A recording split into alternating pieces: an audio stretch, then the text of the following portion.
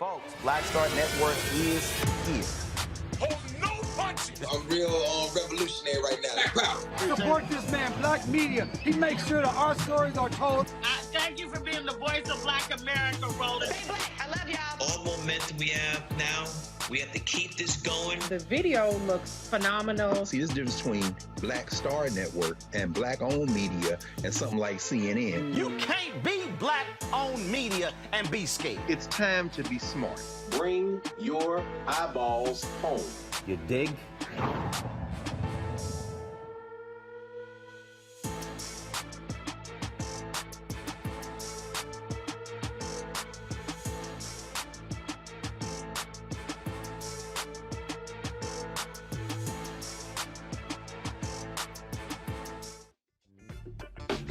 Hey, folks, today is Tuesday, January 25th, 2022. Coming up on Roland Martin Unfiltered, streaming live on the Black Star Network. The autopsy on Lauren Smith Fields has been released, but it's raising more questions than answers. We'll talk with the family attorney, Darnell Crossland, about that particular autopsy. Also, Senator Cory Booker joins us. We talk voting rights. We talk George Floyd Justice Act. We talk also what must Democrats do to talk to African Americans about things that they have gotten done with him being in control. We will hear from him as well. Also on today's show, we'll take a look at the federal trial of 3 of the cops who are on trial for violating the civil rights of George Floyd. We have a live report from reporter Georgia Fort, who is covering the case. Also, a family is suing an Ohio school district after their child was forced to eat food taken out of the garbage. A crazy-ass white woman from Virginia who threatened to bring guns to school because of the mask mandate, well, she's now been charged. And I was on the Dan Bongino radio show today, y'all, and he just thought he was a little cute in terms of interviewing me, and his followers were like, oh my goodness, he just rolled over you. I'm gonna break down for y'all how the right wing tries to play the game, and you'll see the difference between when a pro, yours truly, goes up against an amateur and Dan Bongino, who doesn't fall for any of their silly little tricks. Also, America's Wealth Coach Deborah Owens will stop by to talk about what's happening on Wall Street and the volatility there, plus talk about her new show, launching the Black Star Network on January 31st. And in our Marketplace segment, sponsored by Verizon, the owner of Ship Black will explain what it means to own a black shipping company. It's time to bring the funk on Roland Martin Unfiltered, right here on the Black Star Network. Let's go. He's got it. Whatever the miss, he's on it. Whatever it is, he's got the scoop, the fact, the find. And when it breaks, he's right on time and it's rolling. Best believe he's knowing. Putting it down from sports to news to politics. With entertainment just for kicks, he's rolling. It's on go, y'all. It's Roland Martin, rolling with Roland now. He's funk, he's fresh, he's real, the best, you know he's Roland Martin now.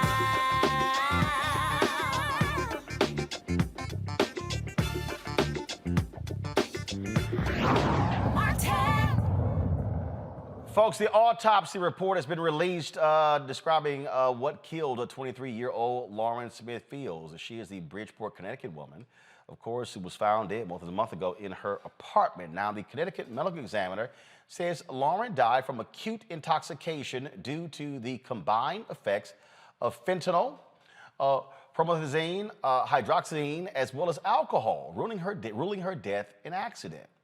Okay, so it raises the questions. Where did those drugs come from? How did those drugs get into her system? And the man who was with her, did he bring them? What was his involvement? Darnell Crossland is a family attorney. He joins us now from Bridgeport. Darnell, glad to have you back. So they lay out the autopsy report. Okay, got it, but more questions than answers. That's exactly the way we're feeling right now, Roland. So it's been a roller coaster since yesterday. This family has been calling on a proper investigation from the moment their daughter died, right? We didn't get that. The man that was last with her before she died wasn't questioned. He was just let go.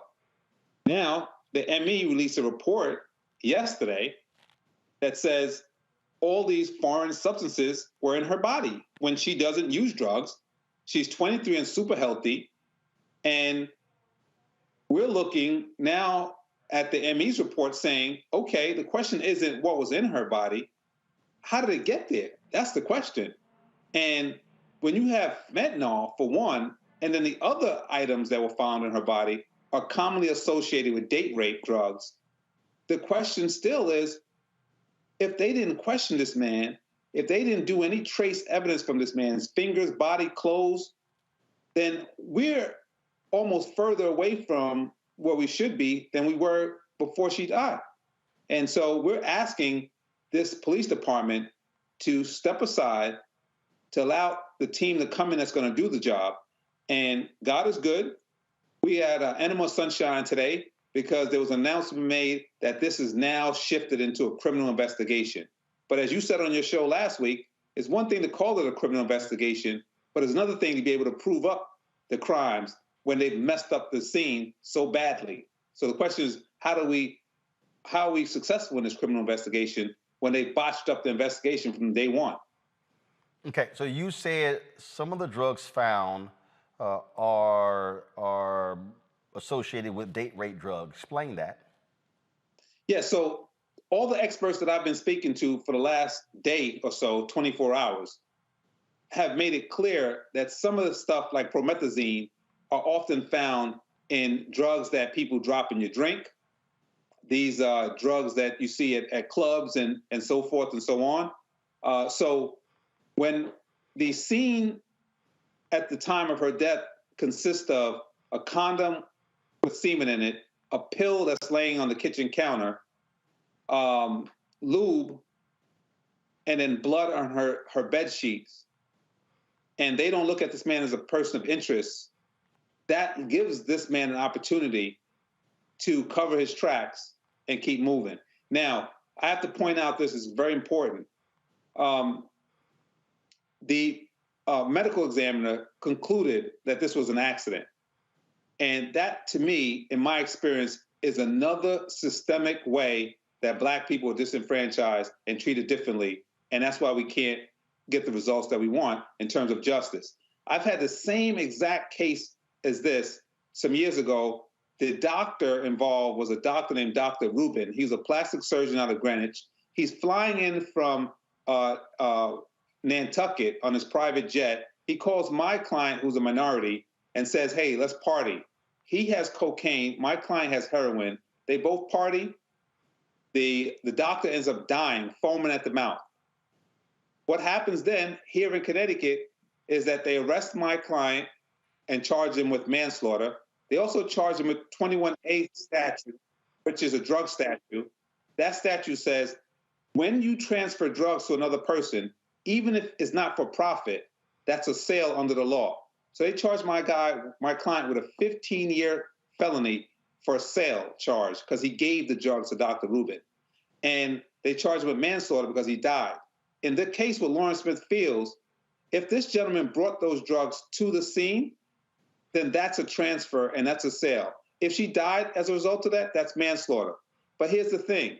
The medical examiner in the case where the white guy dies and there's a minority that's with him, they put in the medical examiner's report death by toxicity, which meant, when I called up there, it meant just the mixing of the two drugs. In Norman's case, instead of putting death by toxicity, they want to give this guy yet another damn way out, and they put death by accident. And I'm totally upset with that, and excuse me if I'm passionate about it, but enough is enough already. These little systemic ways where they treat us differently and they give themselves a pass has to stop. So we're happy that they're now making this a criminal investigation, but there's so much more work to be done. And we have way more questions today than we had yesterday. You made the point about a pill being found on the table and then a used condom with semen in it. Those two items were not, just want to make sure, they were not found, nor were they recovered by the police. That was when the family was allowed into the apartment, correct? That's correct. So that particular pill, have y'all had that pill tested? That's the question that a conversation I had with the mayor.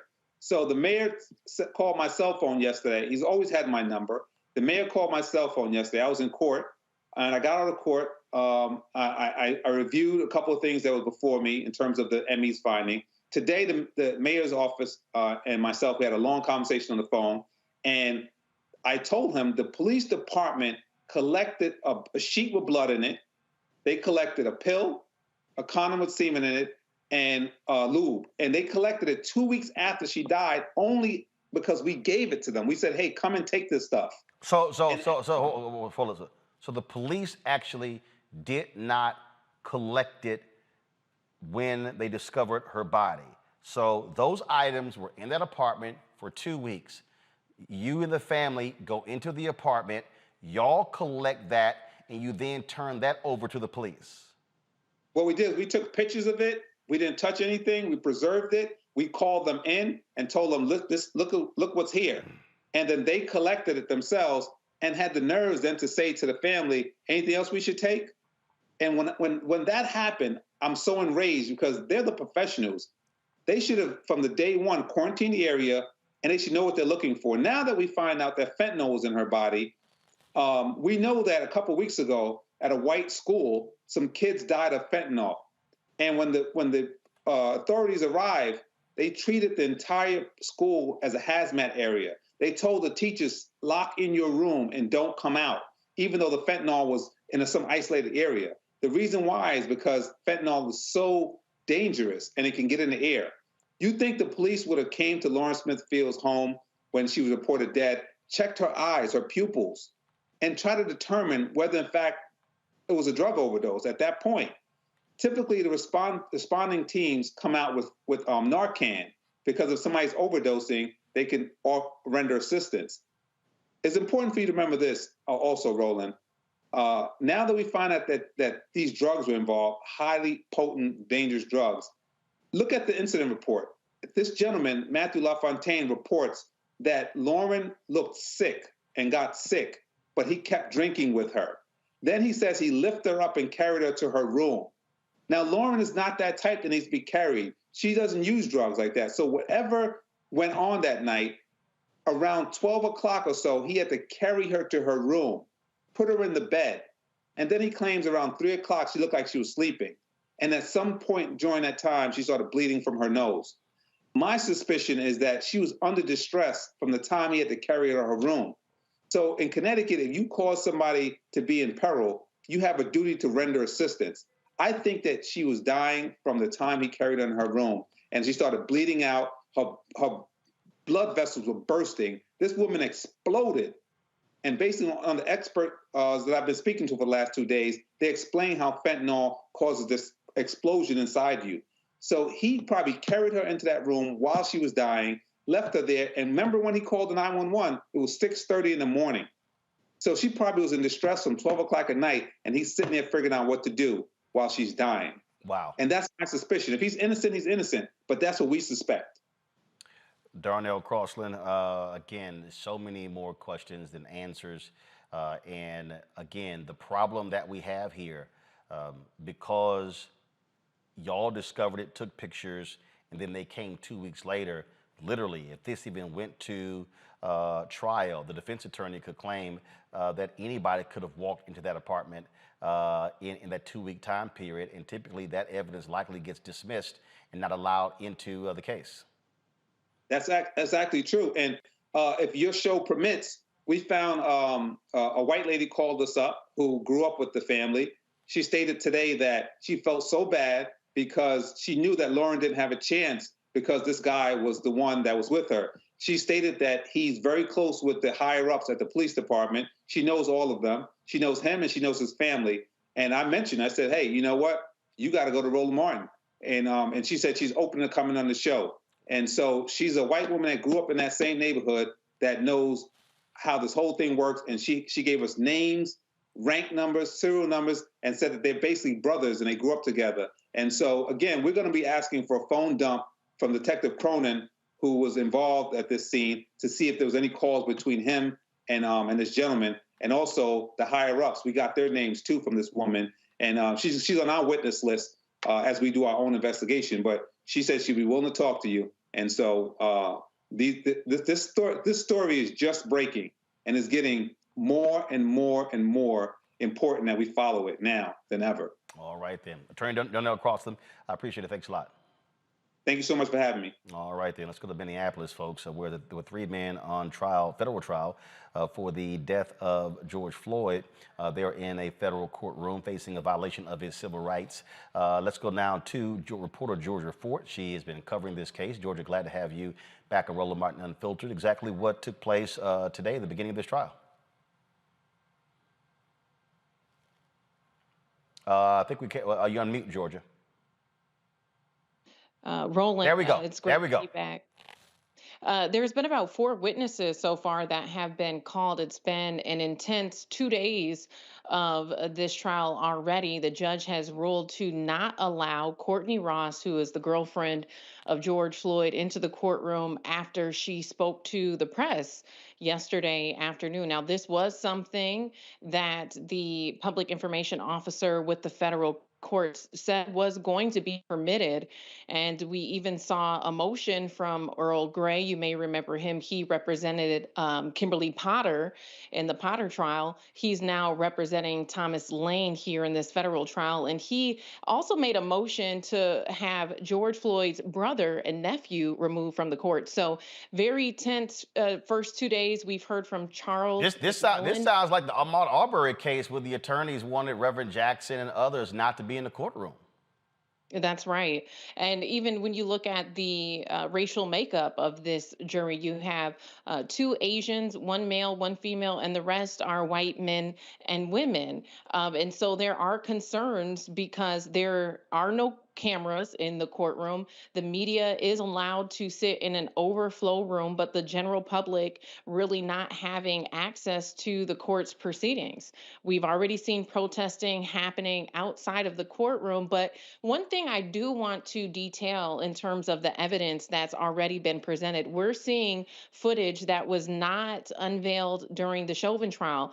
There have been clips from especially King's body camera footage, Alexander King, one of the responding officers who's charged, that was never played as evidence in Chauvin's trial. And so we're getting a first look at some of this footage. And of course, the defense is trying to argue here in the case of the 2 rookie officers that they did try to check the pulse of George Floyd. But what the prosecution is saying is that they never intervened. They never said anything. And so what we'll be doing is following this trial to find out whether or not the jury will find them responsible for violating George Floyd's civil rights in this case.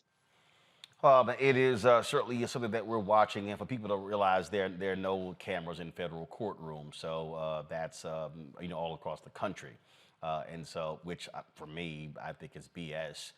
The public should be able to see what goes on in these courtrooms, but we'll certainly be watching this. Georgia, thanks for the report. Absolutely. Thanks so much for having me. All right, folks, I want to bring up my panel now. Mustafa Santiago Ali, of course, former senior advisor for environmental justice at the EPA.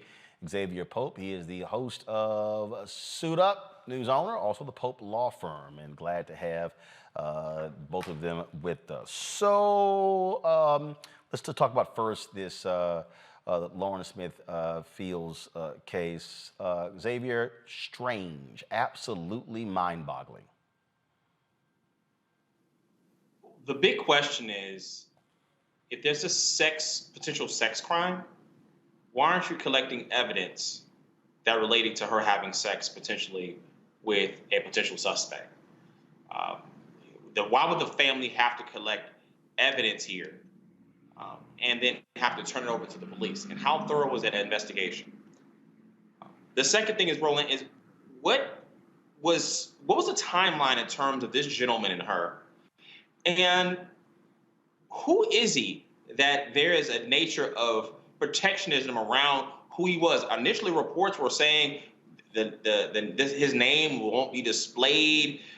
Who is he, and who is this gentleman, and where is the bias potentially at Matthew LaFontaine, and why would there would be any particular questions surrounding who he is and how he's reported and the nature of what's happened here?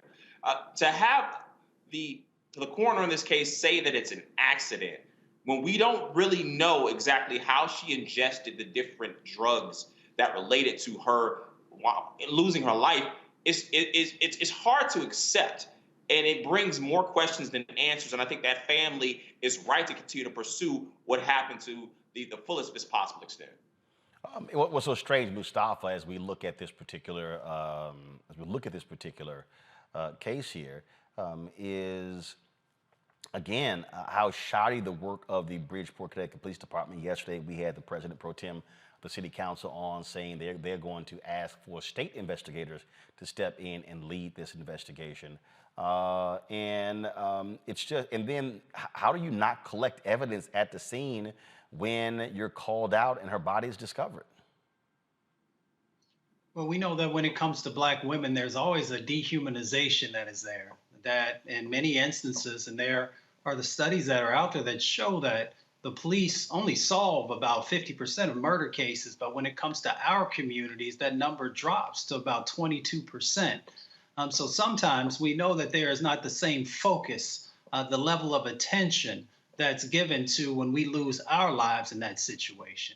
And unfortunately, the biases don't stop there, because also, as was shared with us, when we look at the medical examiner, the American Journal of Public Health in 2015 actually put out a study that talked about the biases that exist in that particular field and a number of the other medical fields where, you know, folks will not give the same level of attention and detail when they're doing their overall analyses after somebody's lost their life.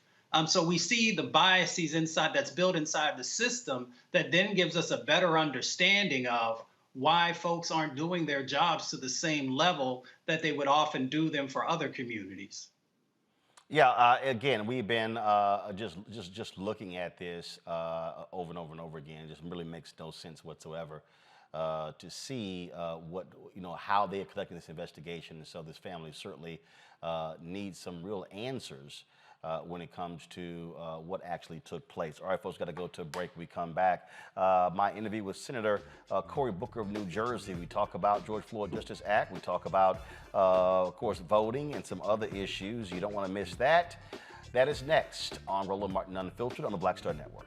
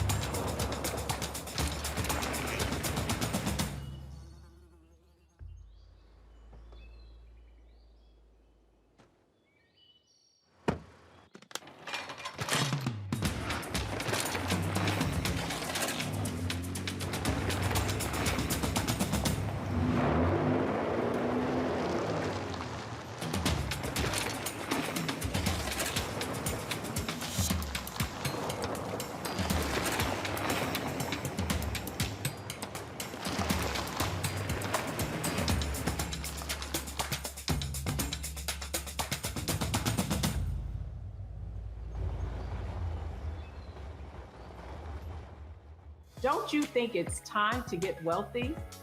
I'm Deborah Owens, America's Wealth Coach, and my new show on the Black Star Network focuses on the things your financial advisor or bank isn't telling you. So watch Get Wealthy on the Black Star Network.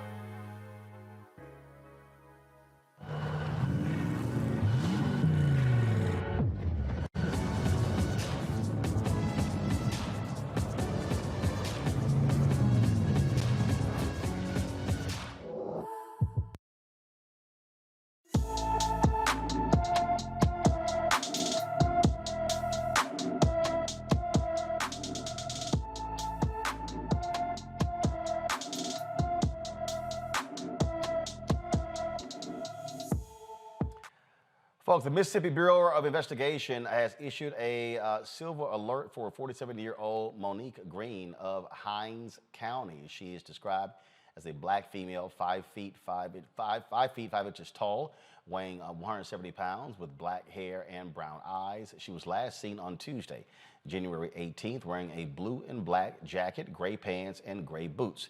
Family members say Monique Green suffers from a medical condition that may impair her judgment. If anyone has information regarding the whereabouts of Monique Green, please contact the Hinds County Sheriff's Office at 601-352-1521, 601-352-1521. Last week, we showed you the floor speech of Senator Cory Booker of New Jersey as he was livid, frankly, after listening to South Carolina Senator Tim Scott doing the contentious discussions over voting rights. Well, today he and I got a chance to talk. We talked about that particular bill. We also talked about what's going on with the George Floyd Justice Act, what happened, why nothing happened there, and how should Democrats, what should they be saying to African Americans about what they have gotten done as opposed to the criticism, what they have not gotten done. Here's our conversation. All right, Senator Cory Booker, let's jump right into this thing. A lot of black people are frustrated. They're frustrated about Build Back Better. They're frustrated about the lack of voting bills. They're frustrated about the George Floyd Justice Act. We got midterm elections coming up, critical races, Florida, North Carolina, Wisconsin, Ohio, Kentucky, Pennsylvania, and others. What do you say to African Americans who are frustrated, who say, we went out and voted in 2020, gave Dems the majority, nothing to show for it? How do you respond to that? Well, two things. Let's get to the frustration in a moment, because I think that as African Americans, you always have to be demanding of this nation to fulfill its what I think is the vision for this country, which is to be a truly inclusive, multicultural democracy. But before we get to the frustrations, let's talk about why Biden has been, I've served now under 3 presidents. He's been one of the more extraordinary leaders when it comes to issues for the African American community. And I'll start with, as soon as Warnock was elected, he's a friend of mine. We reached out to the White House about the situation of black farmers in America. Boom. President Biden included that agenda in the American Recovery Plan, targeting the support to African American farmers. We talked to him about environmental injustice. The #1 indicator in America of whether you're breathing dirty air, drinking dirty water, or surrounded by dirty soil is the color of your skin, unfortunately. And boom, Biden jumped on top of that and incorporated a tremendous investment in everything from getting lead pipes out of the ground to cleaning up our air with the asthma rates we have in our communities. When black businesses in our country were on the brink and they weren't getting the proportionate share of all of that bailout money for businesses because blacks didn't have the banking relationships, boom, we worked with the White House and he made sure that minority development institutions were getting billions of dollars to help black small businesses. We know that we have the worst rates of maternal mortality when it comes to giving in childbirth, and that black women are 4 times more likely to die in childbirth than white women. And boom, President Biden, Kamala Harris adopted some bills that Kamala Harris and I had written with some great House leaders back in the day into these this recovery bill to help to deal with that, to close that gap and really invest in black women's maternal health care. So the biggest one, of course, is the child tax credit. It's the biggest middle-class tax cut in the history of our country, in addition to cutting poverty for children dramatically, including cutting black child poverty for the year that we had that child tax credit in half. So we know this is a president on issues from supporting HBCUs, the Department of Education, all the way to helping black entrepreneurs and black businesses, that has amassed a record that you can't say this is a president who has not seen the black community, heard issues in our community, and found ways practically to invest and do something about it, including this infrastructure bill and making sure African Americans are getting a fair shot and a proportionate shot at business opportunities coming out of this White House. Now, the frustrations. Of course, as a guy who was negotiating the George Floyd bill with Republicans, we're disappointed we didn't get that over the line. We're not giving up. Number 2, voting rights. I was on the Senate floor battling for that bill. We came up short. We didn't get it done. Yeah, we played your whole speech. What's that? We played your whole speech on the show. Well, I appreciate that, man. So I understand the frustrations on the things we haven't gotten done. This guy's been in office 1 year. And in terms of resources for black businesses, resources for black healthcare, resources to cut black child poverty, he's amassed a really solid record of achievement for our communities. And when I call the White House, shoot, sometimes he calls me or invites me up to the Oval Office to talk about issues that are facing disadvantaged communities. So I'm proud of him. He's gone to bat for us. We haven't bat 1,000, but we're going to keep on fighting. So here's what I think is, so what you just laid out that needs to literally be a template that is shared with your fellow senators, your House members, and frankly, the White House, because fundamentally it's a messaging problem. Look, look, yesterday on the show, I broke down, not granted, it was a 40-minute segment, but I broke down item by item the amount of money, the billions of dollars that have gone to HBCUs. Yeah. You got people who are, oh, they ain't done none of HBCUs. He promised all this stuff. Nothing has happened. And I'm walking through the numbers and I'm going school by school by school. So it's like, yo, you can't sit here and claim what was not happening. And people were like, damn, bro, we know all of this. And so this is also part of the deal. They've got to do a much better job of articulating to folks of this, because when you look at polling data, when I look at the people who are commenting during my show, when the people who are calling in, they're saying, well, these things are not happening because they're looking at the major bills, voting bills in the George Floyd Justice Act, and then say Black people haven't gotten anything. Like I still get people saying the Asians got a hate crime bill, and I keep saying, no, they didn't. It wasn't just for them. No. I'm like, is the name not even on it? What the hell are you talking about? So you've got massive misinformation that's also going on in the Black community. I cannot agree with you more. And I've had talks with major civil rights leaders about the same thing, about we have a record, but folks don't know about it. Look, if there was no HBCUs, there would be no me's. I'm here because we talked about this before it started. Fisk University, my mom, North Carolina Central, my dad, Arkansas Pine Bluff, my grandmother, grandfather met there. So when I go and carry HBCU issues to the White House, they're with me, and sometimes they're ahead of me, because I don't know if anybody knew this, but we are the first African-American woman vice president who every single day is out there advocating, working for our agenda. And yeah, the press loves, not you, but the press loves to focus on the cynicism, on the negativity, on what hasn't been done. But we have not celebrated or had vehicles with which to celebrate the accomplishments that there are. I just was with the governor of my state, and we were talking about the money to clean up Superfund sites and to get lead pipes out of the ground. We have, everybody talked about Flint, Michigan. There are over 3,000 jurisdictions in America where children had more than twice the blood lead levels than Flint, Michigan had for those kids. And guess what? Most of them were Black and brown communities. And so this is a president that said once and for all, let's get everywhere in the country, let's replace these lead pipes. That's audacity. That is a guy that's getting it done and delivering for us. So Roland, I'm gonna be one of those people talking about this as long as I can. And when you're mad about the George Floyd bill not passing, if you're mad about the voting rights, please don't forget, we had 50 senators even on the voting rights. I know we have 2 that didn't want to overcome the filibuster, but the underlying bill, 50 senators were for it, 50 senators against it. Not one Republican, even though there's 16 Republicans still in the Senate that voted for it when it passed 98-0, the reauthorization. So let's direct our ire at the right targets here, because Joe Biden is aligning with our ambition. And I tell you what, I can tell you this personally. In my personal conversations with him, he remembers those dark days going into South Carolina in a primary before you started the Super Tuesday states all through the South. He knows that it was African-American voters that were particularly critical in the coalition he needed to get the nomination in the first place.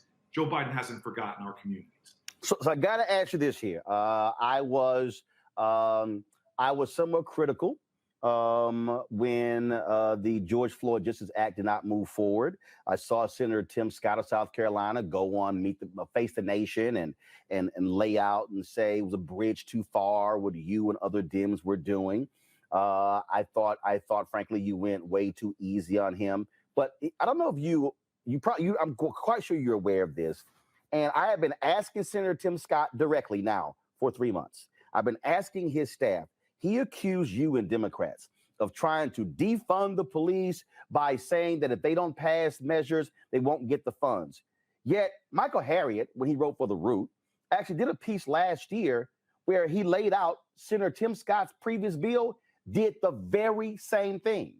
In fact, one of his deputy chiefs of staff is on the record with a quote saying this is the only way we can get this done. I've been asking Senator Scott, texting him for 3 months, saying, can you please explain to me the difference between what you accuse Senate Democrats of doing and your own language? It was the same thing. He will not respond. And so, I frankly, I'll be perfectly honest with you.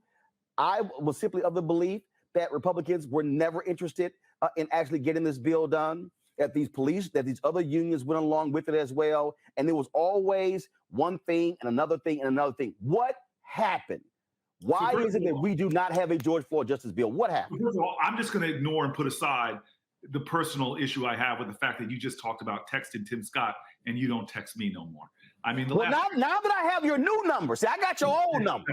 Don't even start that. I got your old number that's now gone to a staffer. See, don't go there. I wish I could show your viewers. Literally, I checked my cell phone right before the thing started. The last text I got from you, interestingly, January 6th, 1 p.m., right before we got the Capitol got stormed. I didn't see a text here saying, "Hey, Cory, how are you, man? You okay?" See, you gonna go there. You gonna make me do it because your old number, one of your Senate staffers, it says we're now monitoring this phone. So now I got your number. It was so bad. I went to Ghana in 2019 and wiped out a bunch of phone numbers. It wiped out Rosario's number. I was trying to text her to get your new number. See, I wasn't trying to go there. You're treating me like, you're like, new number, who dis? I wasn't trying to go there. And I DM her saying, yo, can you send me your number? I lost it because I ain't had your new number. But go ahead and answer my I'm going to answer your question. I apologize to your viewers. I just had to get that off my chest because you used to vent to me. And even if you didn't like what I was doing, at least you came to me with it first. Right, and the need for you to wear some real pocket squares. But now I got your new number. Now you're gonna hear from a brother.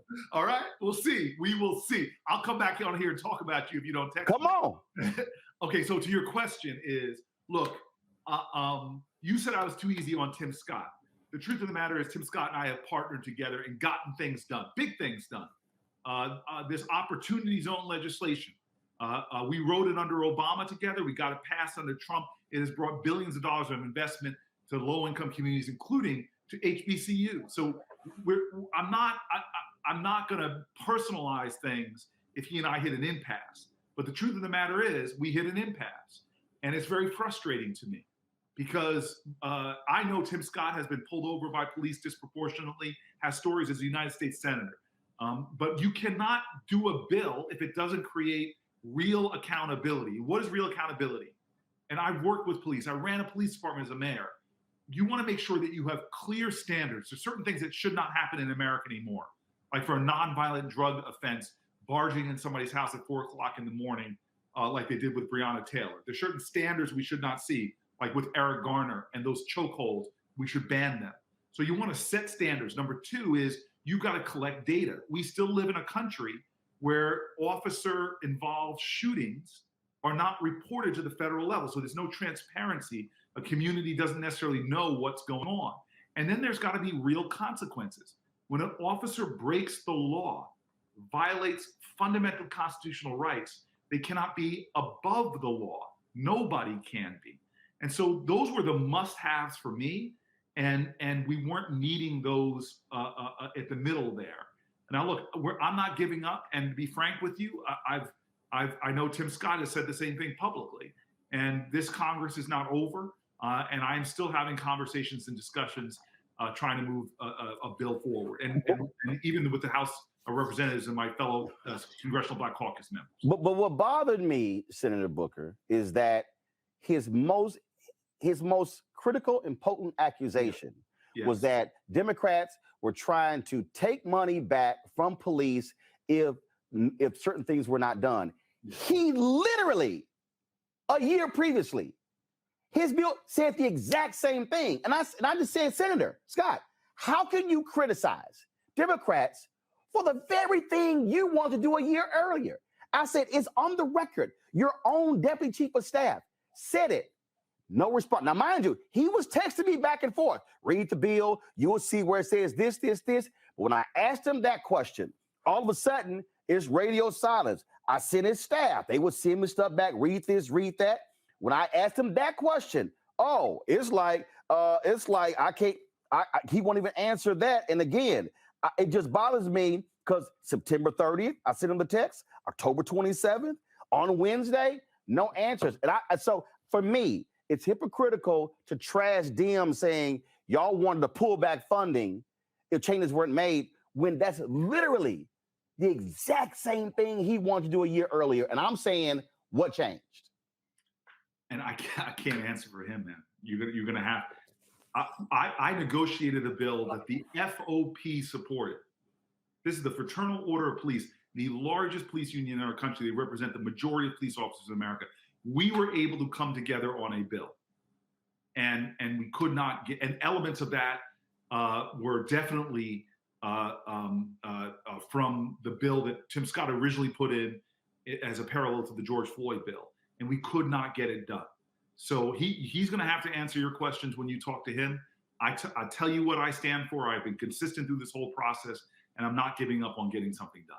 A last question for you. I know you have to go here, and that is Build Back Better didn't move forward. You can't get over the end of the filibuster, even for the carve out for voting rights. And then, of course, Manchin is all over the place, even on that. There was a lot of things in that bill for HBCUs. And so what's now going to happen? The president has said we might have to break things up. Are we going to see multiple bills now being advanced? What's the framework? What does it look like? And what should African Americans, those who are watching and listening, what should they be doing when it comes to their own 2 United States senators based upon where they live? Well, so this is and I don't want to make a prediction, but this is what I believe is going to happen. We will get things passed. The question is how much? Because there's too many things that are in Build Back Better that once you start really talking about them, like lowering prescription drug costs. I mean, insulin costs in our country, and again, diabetes disproportionately prevalent in the Black community. People are not even having to ration their insulin because they can't afford it. We are going to succeed in doing things like bringing down those drug costs. So we're going to get some things done that are going to help all of America, including and in particular Black America. I just don't know how much we're going to get done. But you're right. The strategy now is to pull things out that on the face of them, people can't argue with affordable childcare. It's insane that we have a nation where in about half of our states, the cost of childcare is more expensive than tuition at the state college. So there are some things that America wants on both sides of the aisle that we're going to try to pull out of the bill. So people aren't thinking Build Back Better, $1 trillion. No, they're going to start thinking this policy, I am for it. I see it as an investment in our country. I see it as an issue to bring costs down for Americans. And that's really what I'm going to start pushing. And by the way, for me, that goes with voting rights as well. Okay, this big voting rights bill, let's start pulling segments out against gerrymandering, pulling segments out against discrimination against Native American voters, pulling things out that like dark money in our politics that, again, poll really well on both sides of the aisle and force Republicans to face their electorate and say, oh, I'm for big dark money. I didn't go with the Democrats on that piece of it. I think that's got to be the strategy going into this last year. All right, then. Look, I certainly appreciate it. Thank you so very much for joining us. Look, you're welcome to come back anytime. I'm just saying, it's crazy seeing Amy Klobuchar been on my show more times than you. But I ain't going to say no, but not and her people called me saying, yo, can she come on? I've just been ghosting you because somewhere around the beginning of the year, you dropped me. Drop me, man. I ain't changed my number, but all I'm saying is send me Rosario's number too. Now I got your real number now. Now you can't be running from a brother. And so we'll see what happens. And so keep it up. Thanks a bunch, and we'll keep giving it hell. All right, man. Thank you. Thanks a lot. Take care. Peace. Bye. Don't try to throw no shade at me. I'm gonna come right back at you. Let's pull up Xavier and Mustafa. Mustafa, I want to start with you. Look, I get it. You're trying to keep relationships with United States senators, but the bottom line is Senator Tim Scott, he lied. And I don't think he had any intention of moving forward with the George Floyd Justice Act because his party did not want to vote on that at all. Yeah, I mean, we know Senator Tim Scott is a politician and a strategist, whether you want to admit it or not, and that he is probably positioning himself for the 2024 race, and he has to make sure that he's in a proper alignment with his party to be able to at least be in that mix, whatever that might look like, or becoming the leader of the Senate in the Senate. So, sometimes folks do what they do, but there are ramifications for that. My mom always says you can't come back home if you get too far away. So I hope that he remembers that. Xavier, the issue that I asked him about, how do you message to African Americans? And look, Democrats are going to have to figure that out, not just to African Americans, but to young white voters, to elderly voters, to independent voters. I mean, they're going to have messaging that speaks to what they've done. I think, look, you can sit here and talk about what are the Republicans for. That's you still, frankly, being on the defensive. No, you need to be clear. We had power. This is what we did with the power. Yeah, that's a great point, Roland. And I think that when we've seen what Republicans have been able to do effectively, and they pretty much modeled after the successes of Barack Obama, when his rise to presidency was focusing on the ground and the groundswell and getting attention to local issues. Look what we're seeing on the right. We're seeing school boards advancing their policies. We're seeing them in streets and in rallies, and even Donald Trump, he advanced is what he was all about through rallies. And I think that Democrats have to give that same intensity in terms of on the ground, connecting with communities, connecting with local leaders and activists, and being able to communicate the messages of things that worked and involving them in the process to keep them excited about voting. Because Black people stood in long lines. Now there's been legislated against them not to even stand in long lines and even have water. And so there needs to be some infusing of why are we still investing in this process when we see this attention coming back at us? And so it is important that Democrats are in the homes or in the communities. Everywhere that Black people are, they need to be spoken to about how they can advance their cause, the successes of what Joe Biden's policy is, and not something that's just something you can just talk about and talking heads can get on television or you can tweet about. This needs to be in the community, right where we live. Oh, absolutely. All right, folks. Got to go to a break. We come back. I went on Dan Bongino's radio show today. Did he actually think I was going to got? That ain't never happened. I'm going to show y'all how a pro does it when an amateur tries to get them to take the bait. Road don't fall from banana in the tailpipe. That's next. Roland Martin Unfiltered on the Black Star Network. Don't forget, download our app on all available platforms: Apple phone, Android phone, Apple TV, Android TV, Roku, Samsung TV, Xbox, Amazon Fire Stick. Also, join our Bring the Funk fan club where your dollars go to support this show. Cash App is $RM Unfiltered. Venmo is via Venmo is RM Unfiltered. Zelle is Roland at RolandSMartin.com, Roland at RolandMartinUnfiltered.com, and of course, PayPal is R Martin Unfiltered. Cash App is $RM Unfiltered. PayPal is R Martin Unfiltered. Venmo is RM Unfiltered. Zelle is Roland at RolandSMartin.com, Roland at RolandMartinUnfiltered.com. Be back in a moment. Y'all don't want to miss this next segment. Trust me.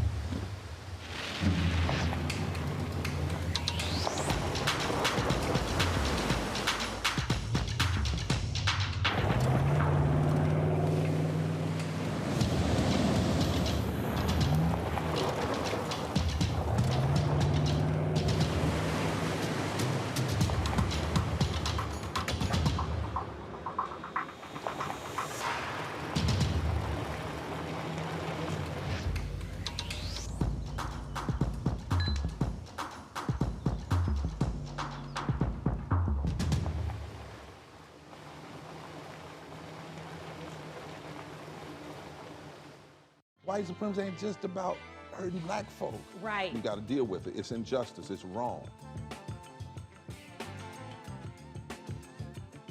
I do feel like in this generation, we've got to do more around being intentional and resolving conflict. You and I haven't always agreed. Yeah. But we agree on the big piece. Yeah. Now, conflict is not about destruction. Conflict's going to happen.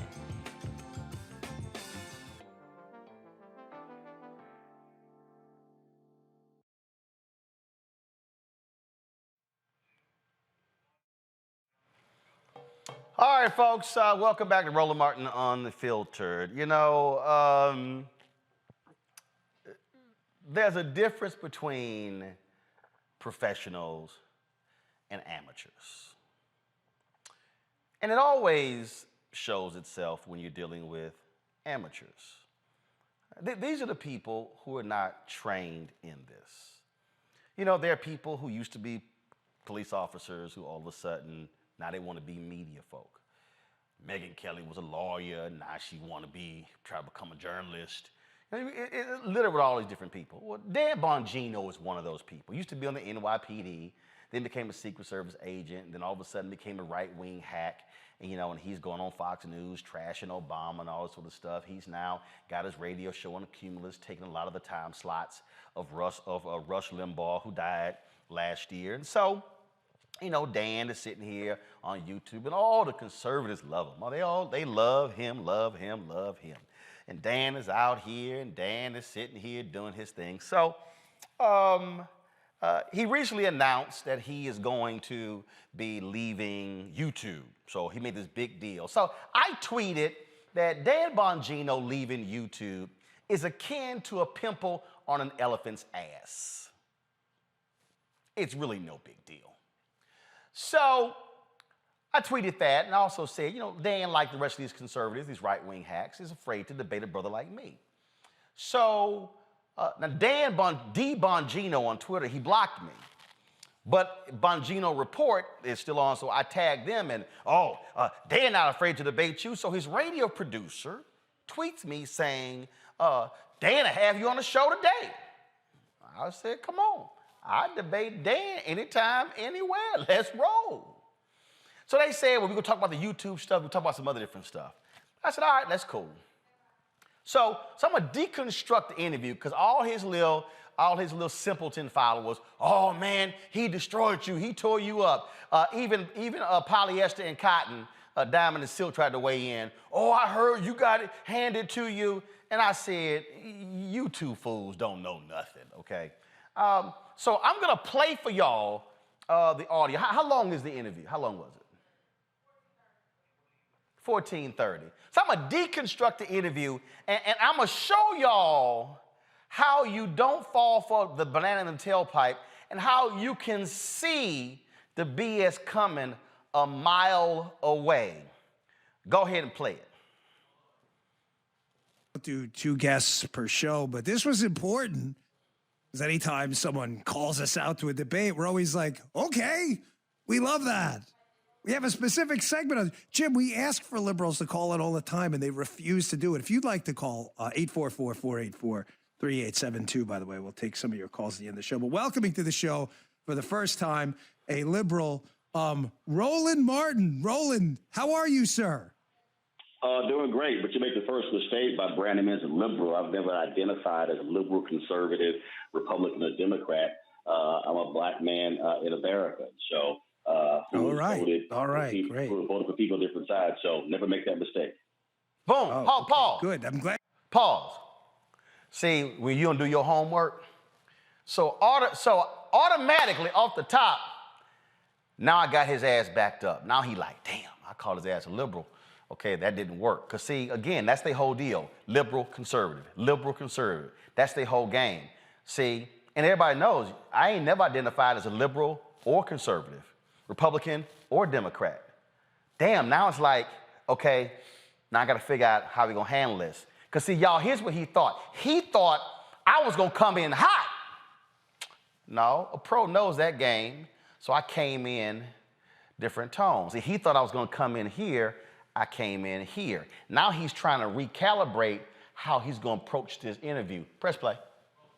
Glad you told us who you were. I was confused today about that. So you said that on your Twitter that we were afraid to debate you. Why would I be afraid to debate you? Well, Dan, you based some appearances on Fox News, and I guess you got a little sensitive and you blocked me. even though I would simply disagree with one of your segments. And so, but that's typical for a lot of folks on Fox News who don't actually want to engage with people who disagree with them. And so there you go. So, so that's why I had to get. Well, we have a note. Report. My team has a note at the top of the Twitter account. It says if we blocked you, it's because you're probably a zero. So we were just trying to help people. But we'll leave that for another day. We also know that's a lie because I'm not a zero. Never have been. Well, all right. We're just trying to provide some helpful assistance. Pause. Okay, so y'all, again, take the bait. Okay? How you don't take the bait? So what you do is you do a petty personal attack thinking that the person is going to get pissed off. And I was kind of like Chris Tucker in Friday. See, that's the game. So y'all got to understand, the host, the game that he's trying to play, he's trying to get you off your game. So let me be petty. Oh, well, we block people who are zeros. Sorry, Dan, I'm not a zero. So you see how his tone changes. Now, let's get to the meat of the discussion. Play. Of wondering why they may have been blocked. So let's chat. So you obviously were, for some reason, you seem to be upset about my departure from YouTube. Oh, no. I'm wondering why that is.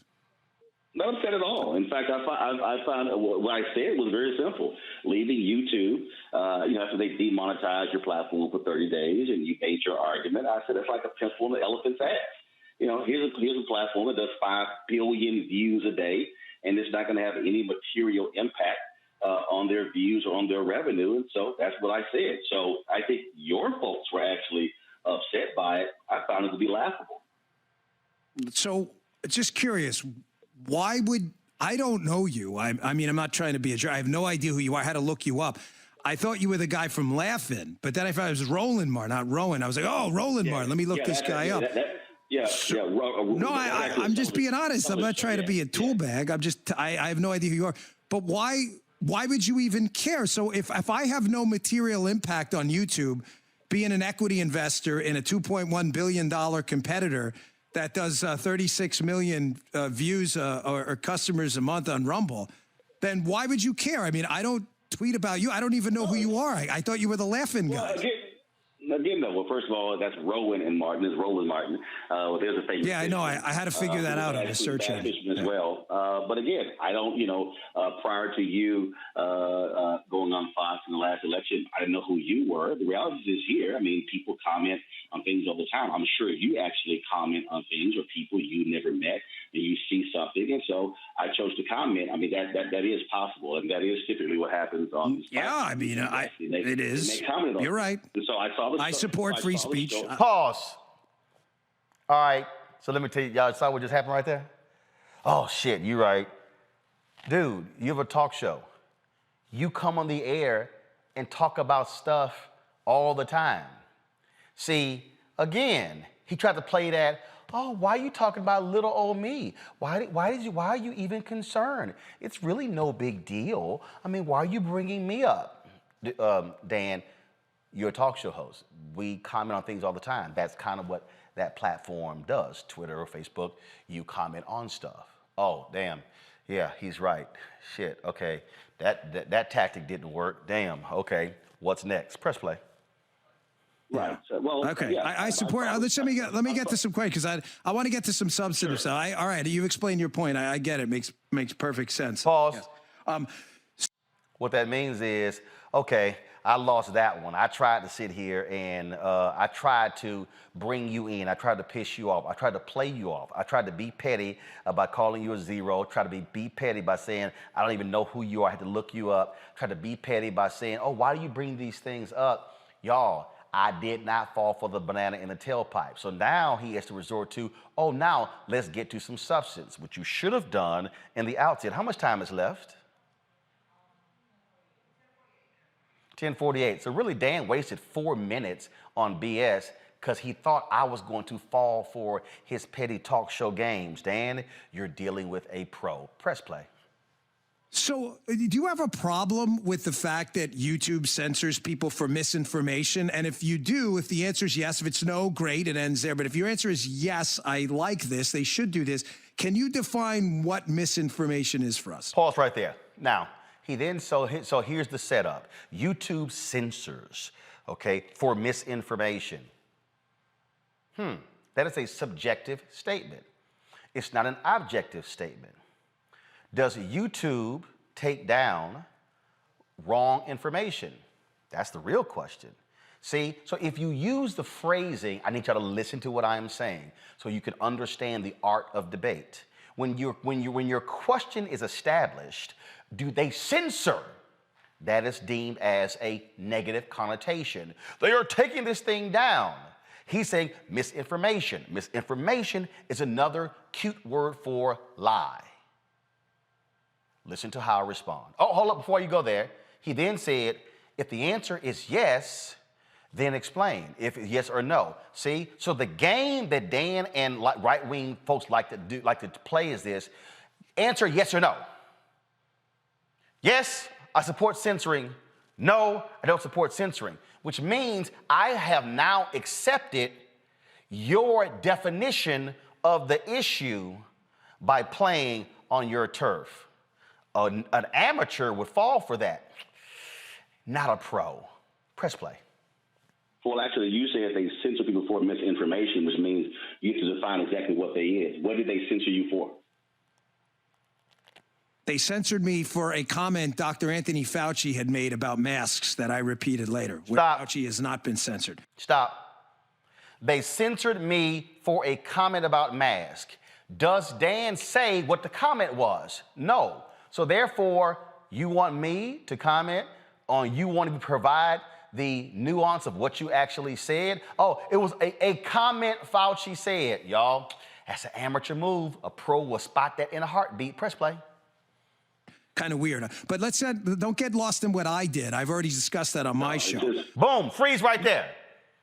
Don't get lost on what I did. Let me reset the table. Why is he leaving YouTube?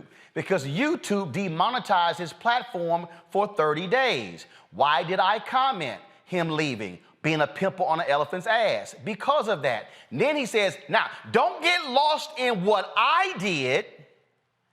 That's called, oh, please don't bring up my stuff. Let's stick with everybody else's stuff. Again, that's an amateur talk show move to keep the heat off of you and to keep it somewhere else. Press play. No, I'm curious because I want to talk about more substantive issues like what is misinformation and do you support censorship by these tech platforms? And let's be clear. I'm not suggesting it's a First Amendment issue. Don't go there at all. I'm not. It's a private company. I'm just asking you as a political... Wait, hold on. Let me ask the question. I'll give you time to answer. I'm not going to cut you off. I'm just asking you as a political commentator, you got a profile.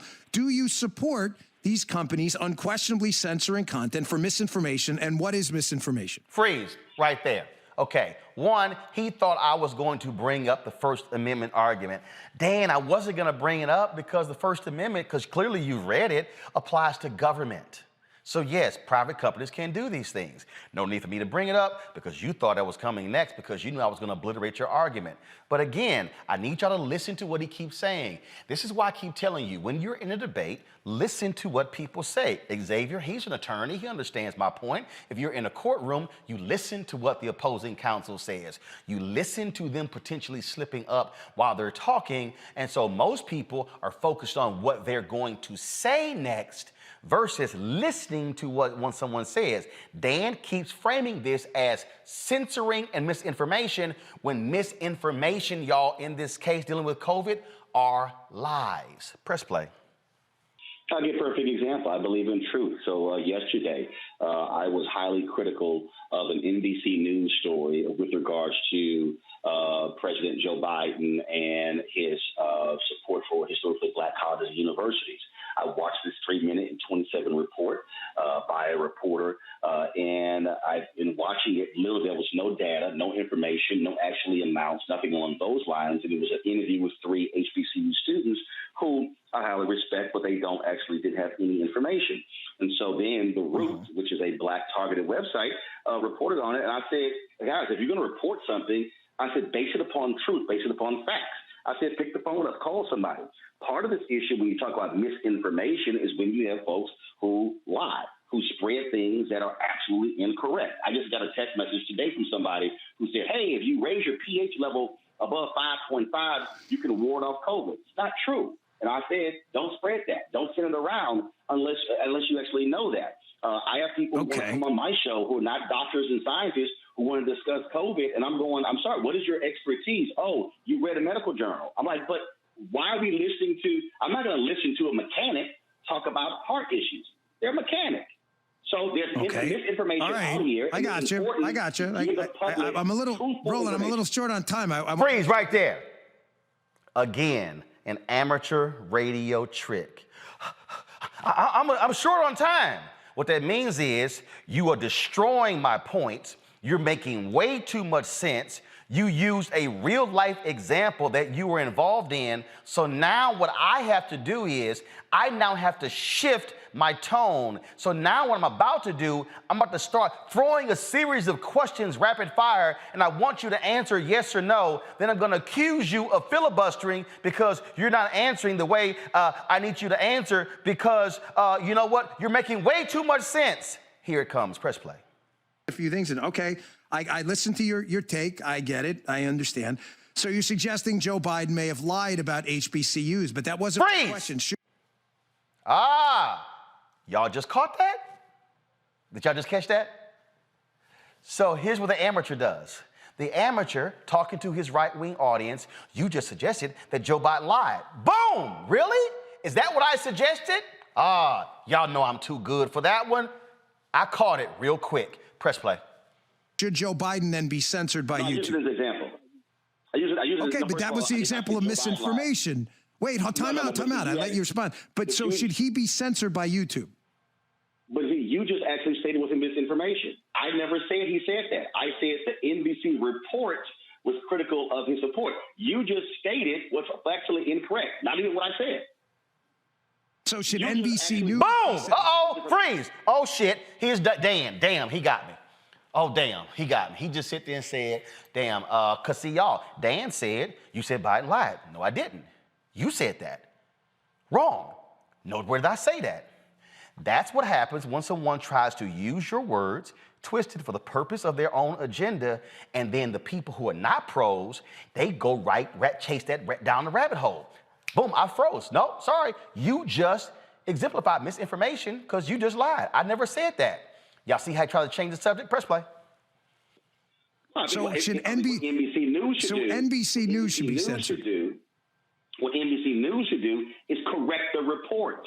If you give misinformation, exactly. Okay, so they shouldn't be censored. No. What I said is correct. I mean, we should have truthful information. Facts. This is not alternative. People should be able to. So just to be clear, your point is that censorship is a bad thing, and people should be able to correct misinformation. Freeze. See, I told y'all from the beginning. Dan's whole thing is censorship and misinformation. First of all, Dan refuses to acknowledge that misinformation are lies. And so what he's angry about is that YouTube is flagging lies and penalizing lies. So he wants me to stay within the narrow confines of his argument that it's censorship for misinformation. Dan, you are advancing lies. And they don't like getting busted for lies. It's called misinformation. It's called alternative facts. What he's now about to get upset is I won't play his game. Press play. I believe that if someone is giving information that is erroneous and misinformation, that needs to be corrected. If an individual chooses not to do so, then you take whatever action against them. But freeze right there. Boom. I just answered this question. I said you take whatever action against them, which means demonetize their platform, which means take down their post. Oh, I didn't use this. I forgot. But there was a post that we put up It was a discussion that we had. YouTube flagged us, say it was misinformation around COVID.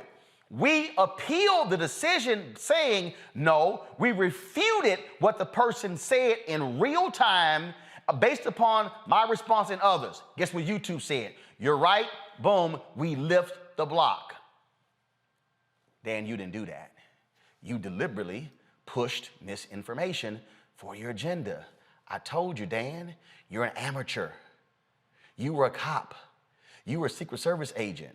And then you came into media. Dan, you only came into media in the 2016 race. Poor Dan. I've been doing this since I was 14 years old. For 39 years. I've debated Klansmen, white supremacists. I've debated folks who were in the Black Panthers. I've debated people in the Nation of Islam. I've debated people who are Christian, who are Muslim, who are Jewish, who are Buddhist, who are atheists. I've debated folks who are black, who are white, all of that. See, the difference is, this is what I do. You thought you were dealing with an amateur, like you are, but I'm a pro. And pros can sniff out amateur talking points and how you try to play the game. Listen how his tone changes and he begins to speed up because his brain is now firing because he can't get me off of my game. Press play. So you're for censorship. Put somebody on your show who lies. Would you continually put someone on your show who lies? Yes or no? Roland, I'm asking the questions. The answer Freeze. is we have people. Oh, I'm asking the questions. That's what a trick that you always use when someone has got you on the run. Right now, he is running for his life. Listen. Lie like I have you on the show. I mean, there's an example. Boom! I mean, let's be honest here. I'm asking you a simple question, and what you're doing is you're answering with another question to avoid. It's a really simple question. Do you support censorship of people who you believe are lying? Do you support it or not? I believe that if someone is lying, if someone who's lying, they need to correct the information. If they refuse to do so, then you take corrective action. But you also call me a liar. Let's do an example. You also call me a liar with no information. Let's do an example. No, I do have a ton of examples of exactly. I'm more than happy to dig through a couple of them right here. Let's test. Let's do an integrity test. Freeze right here. Okay, so Dan Bongino got busted in a lie. And then he was like, damn, I got busted. Now he got me on a run. Damn, he got me on a run. He said, I have people on all the time who lie, like you. Oh, you're calling me a liar? Okay, what did I lie about? Oh, well, I've got some stuff in front of me.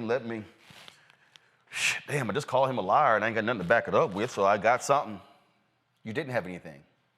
So you just provided misinformation. You said, I have people on all the time who lie, like you. Oh, I'm a liar? Where's your evidence? You have none. That's how he switches the subject. Well, no, let's go to this here. Press play. So the Russian collusion narrative, which is now a documented lie. We all realize it was fabricated by a guy, Igor Danchenko, in conjunction with Christopher Steele and passed through conduits. We know the story was made up because the people who made up the story have admitted that the story was made up. Should the people who told that lie over and over, this is their integrity test, I'm going to prove my point here, should they, according to your principle that if it's a lie you don't correct, they should be censored, should they be censored from YouTube? They should actually have to correct the information. If information is false, again, they have not corrected the information. So, Roland, should they be? No, let's not dance.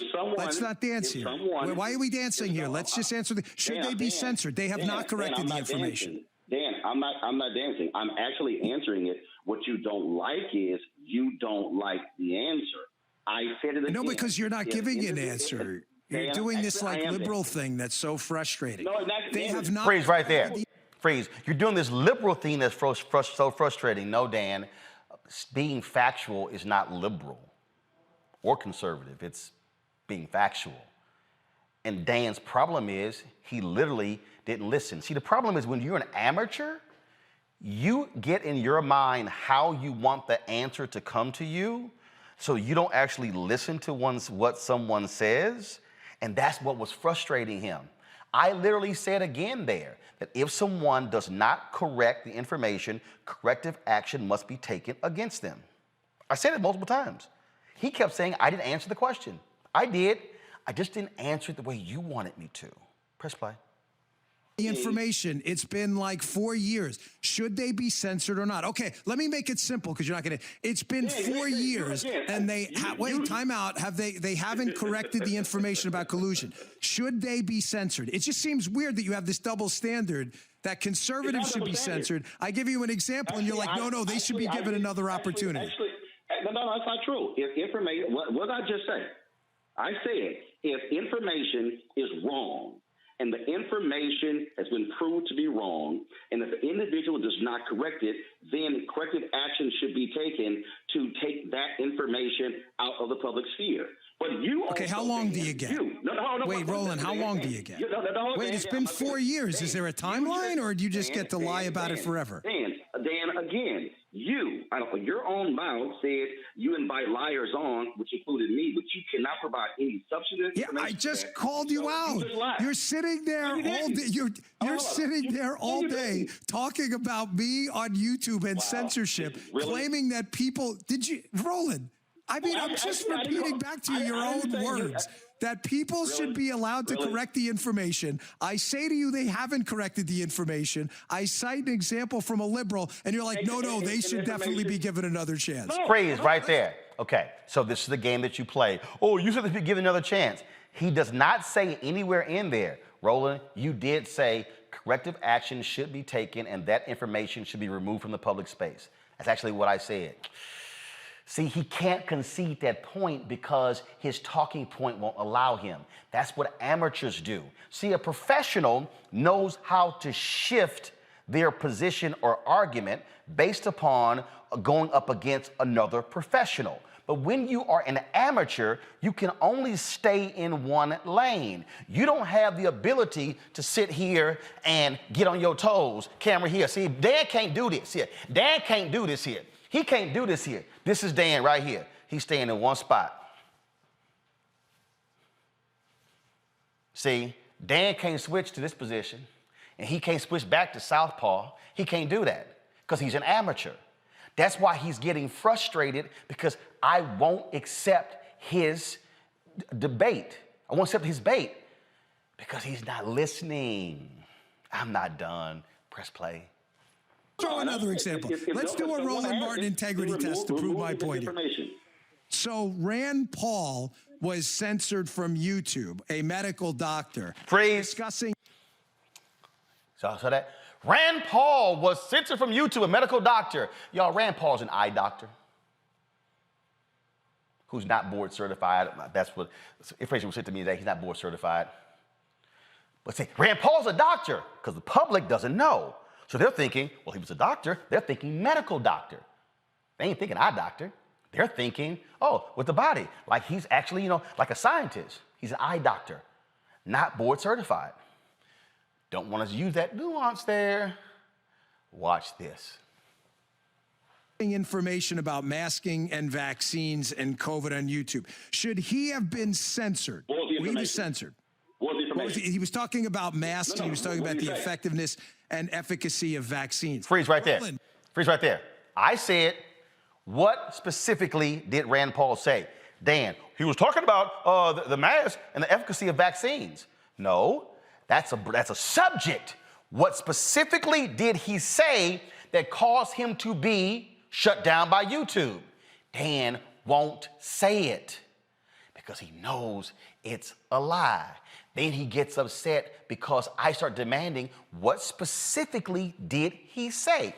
If one of my staffers comes to me and says, Roland, this happened, I will go, what did she do? Well, this thing just happened. No, I need to know. But what did she do? What did he do? Well, I'm just pissed. I'm just mad and upset. No. What did they do? What did they say? You want me to take action against them just because, but you won't tell me what they said. So therefore, I don't have enough information to weigh in because you won't tell me. That's the trick Dan tried. Y'all, that only works when you're talking to amateurs. Press play. I just told you the efficacy of masks and vaccines, how the vaccines have not met the criteria initially. Freeze right there. I told you the efficacy of masks and vaccines. No, that's the subject. What did he actually say? Did Rand Paul say masks do not work? Did Rand Paul say vaccines do not work? He's giving me the subject of what Rand Paul said, not the specifics. And he's mad that I won't have the conversation with him until he tells me specifically what Paul said. Press play. And Paul, don't try to filibuster and wait out the clock because you can't answer a question with any integrity. Should Rand Paul have been censored by YouTube or not? If Rand Paul, what did Rand Paul say? Masks don't work? Did he say vaccines don't work? What did he say? All right, let's go on to an easier. Freeze right there. Boom. Boom. Dan, what did Rand Paul say? Masks don't work? Vaccines don't work? Shit, he got me. Damn, he got me. Oh, okay, now I gotta, what can I do? He got my ass. Damn, the pro just got me. Switch the damn subject. Press play. Apparently, it's too hard. Should the media outlets? Okay, let's ask a simple one. Because I just told you he was talking about and calling out studies on. You know what, Roland, you're really not picking this stuff up, and it's really tough for me to debate with liberals because you guys can't tell the truth. Let me give you a simple example. Really, that's too complicated for you. I can do. He was talking about the Arizona mass study, the Bangladesh mass study, studies you haven't read.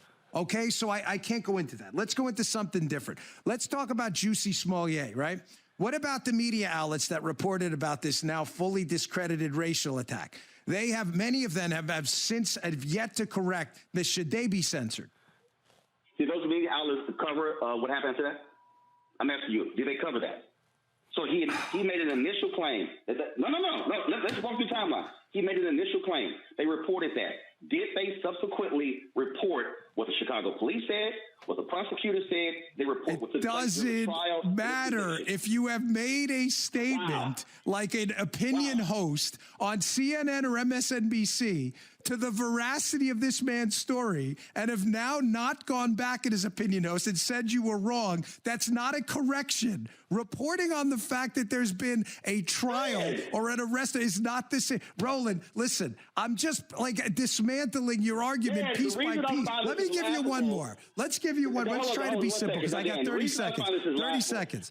Wait, 30 seconds left. Nicholas Sandmann, right? We have on tape what happened there. Nicholas Sandmann. Okay, Roland, only got 20 seconds. One more answer, 20 seconds. Nicholas Sandmann. Wait, should they have corrected the Nicholas Sandmann conspiracy theory? Yes or no? Fox News literally said to lawyers that you don't really believe what Tucker says. You're on the same network. So do you question that? Yes or no? What are you talking about? Do I question what? No, you talk about Roland, have you been eating edibles today?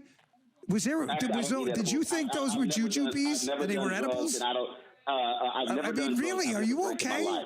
So I let you on the show. I tell you to debate, and we got Roland. I gotta go. Listen, honestly, on a serious note, wait, hold on, because I gotta go. I'm really at the end. I'll have you. I promise you this. I'll have you back. It was fun. I'm not kidding, but I do gotta go. I will have you back. Jim has your number. I'm not messing with you, but I'm serious. I'm not trying to cut you off. We're like 30 seconds over. All right, Roland Martin. Thanks for taking the time. It was fun. We'll have you back another time. I'll see you then, buddy. Thank you. All right, folks. Now, bring up Mustafa and Xavier. Dan tried to overtalk me on the end there because he saw what was coming. And you know what he saw what was coming? I said, wait a minute. You just brought up talk show hosts who don't correct things and who lie. I said, you work at a network where the lawyers who were the Fox News lawyers who were defending Tucker Carlson in the lawsuit says Tucker's audience knows he makes things up. Tucker Carlson is on record as saying when he gets back into a corner, he makes things up. That's why Dan started doing the running man, because he saw what was coming. Mustafa, I don't know why they sit here and first of all think that you're gonna put a pro with an amateur like Dan Bongino.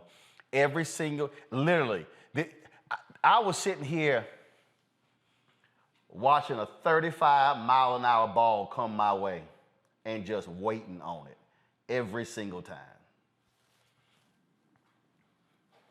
I mean, he just wasn't ready. He wasn't ready for prime time. He thinks he was ready for prime time, but but air and opportunity was between y'all, and you took him to the mat. It reminded me of all these people over history who haven't been ready for when the moment came. Whether it was Kennedy and Nixon looked like he was not even ready to be presidential, or you look at Ali and Liston.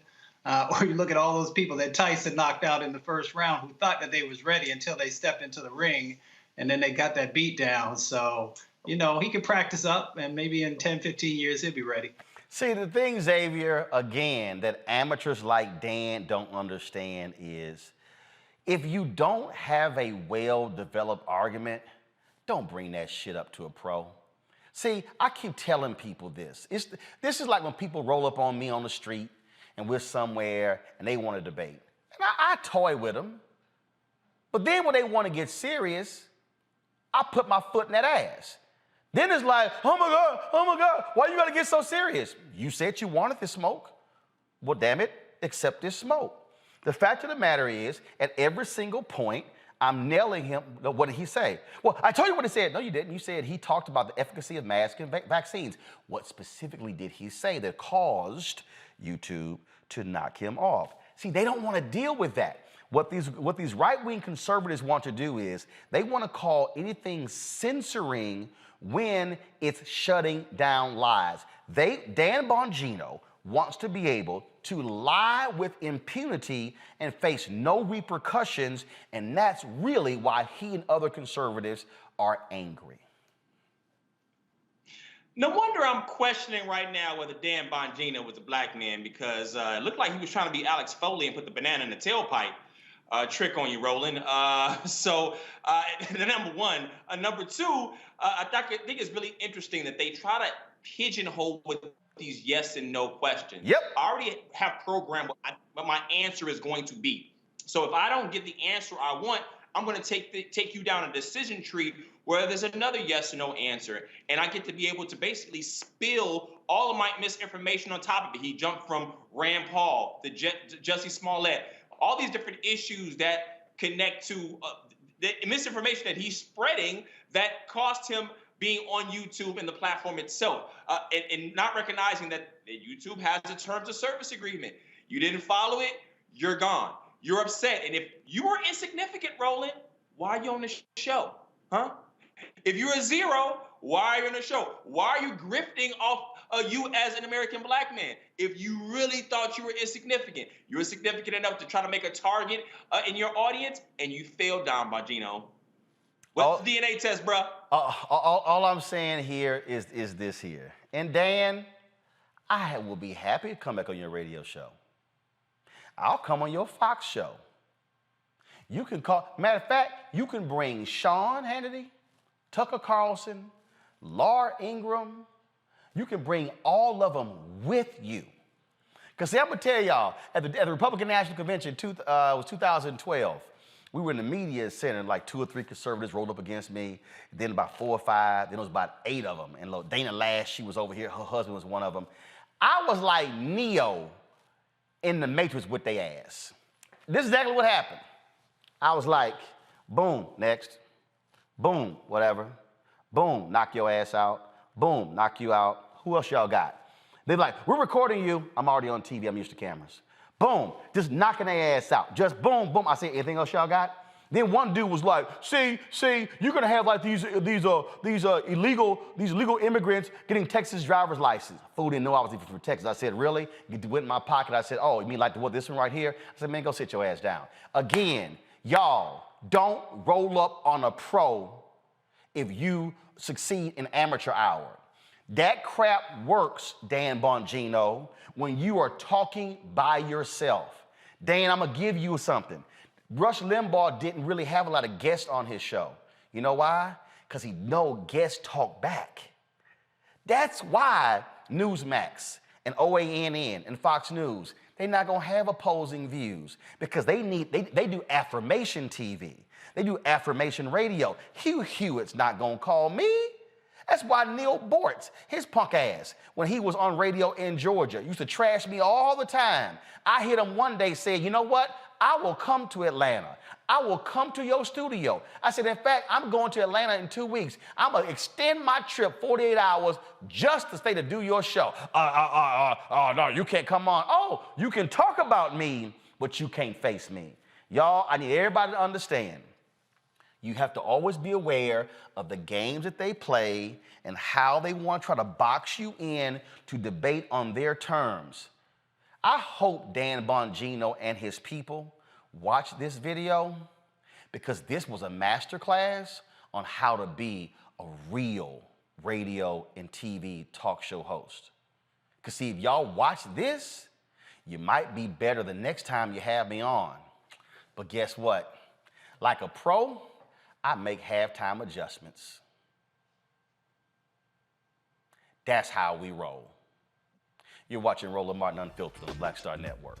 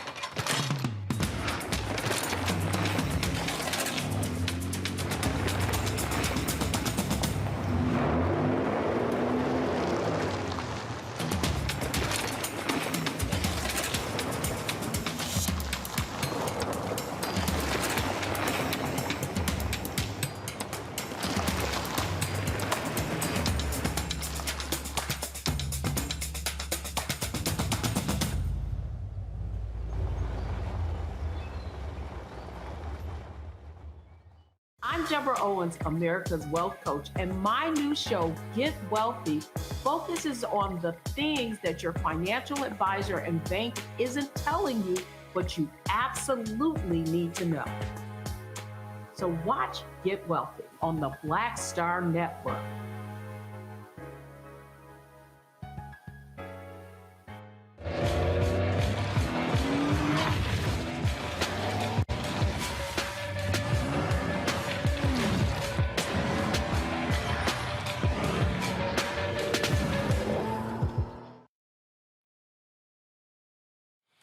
All right, folks, Wall Street has been all over the place, up and down, left and right. What in the hell is going on? So we turn to America's Wealth Coach, Deborah Owens, to explain to us, folks, of course, her show is going to be debuting on the Black Star Network on January 31st. It's a weekly show, the ability for you to be able to learn about stocks, finances, the stuff that we always say we need to have, financial literacy. We're going to be providing it for you, and so we can't wait for it to launch. Deborah, glad to have you here. So all we keep hearing, Deborah, oh my God, the economy is in tatters. Inflation is sky high. People, they're charging 30 more cents for a burrito. Okay, please, can you just speak to these folks who really, it's about hating Biden, who are saying that the economy, Gianno Caldwell, who I used to put him on TV One, this fool actually said on Fox News, the economy today is worse than it was in 2008. Well, not quite, right? But the reality is, Roland, that prices are up, right? And so much of the inflation that we're seeing is a direct correlation to all of the supply chain things that are happening because of COVID, right? Like, we really thought we were out of the woods, and then look at where we are now. And so, you just think about it, look around. I had a bout of COVID over the holidays. My husband then Got it. You know, you go in stores and you feel like people aren't waiting on you. Well, it's because people are sick, right? And so they're the ones who, it's not just supply chain logistics that are clogged up. I mean, it sort of has a ripple effect. So Okay, hold on. So let's put a pause in there. Again, so people need to understand, inflation just doesn't happen. It's sort of like you go to the doctor and they go, "You have high blood pressure." That shit didn't kick in last week. Well, no, but the point I want to make is that, you know, people only experience what they see, right? So if I go in the store and something that I bought like, 6 months ago is now 30% higher, that is inflation, but there's a reason for that. And so the point is that a couple of things are happening. It's, interest rates are edging up, but they've been artificially low for a long time. And part of the reason— A long time. A long time. So the point is that, people are always sitting back and observing. Regardless of the economic climate, this is the point that I want to make, and the point that we'll be making on Get Wealthy is there are always opportunities to make money. So what I want, particularly the folks on this network to kind of embrace is that you have to have a wealth mindset.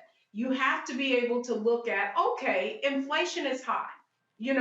Gas prices are higher. So what are the things that are going to benefit from that? Well, I was just reading an article and they were talking about how this is going to further, just like COVID escalated online adoption, technology adoption, whether it be telemed, even though there were all these HIPAA rules. The point is that what our audience needs to be looking at are what are the companies and what are the industries that are going to benefit in this economic environment. It's always going to change. The issue is that right now, what's driving the market and the decline in the market really is so much uncertainty, right? And the other point is that hold on, I don't want you to run past that. Okay. Because when people hear that, again, there's so much attention that's put on the stock market, which makes no sense because, again, people act like that it is the leading economic indicator when it's not. But you just said there's so much uncertainty. For the people, but for the people who don't understand, those individuals who are in the stock market, they like certainty. They want to know the sun will be rising at 6:12 tomorrow. It will be setting at 4:28. If all of a sudden somebody says, hey, the sun's going to be rising at 6:40, well, hold up. No, it was supposed to be 6:12. What happened? And so when one thing happens, when, Russia moves 100,000 troops to the Ukraine, that might impact the oil and gas in Europe, which then may cause this, that's uncertainty. When it's, will there be a tax hike? Is there going to be a tax cut?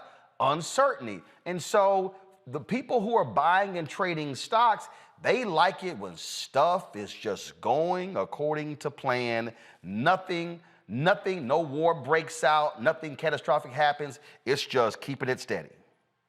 Well, the truth is, though, Roland, so if we look at this most recent volatility, part of that is companies not making their expected earnings targets. So, for example, let's just take Netflix, right? So Netflix did not meet the subscriber growth that it thought it would, right? And so because it missed its target, and Netflix has run up, is one of probably the best performing stocks during this whole, the past, year and a half of COVID, because everybody's sitting at home, right? So it has kind of like a ripple effect. So then they start thinking, Netflix didn't hit its target. And so then they start looking at all the other subscription services.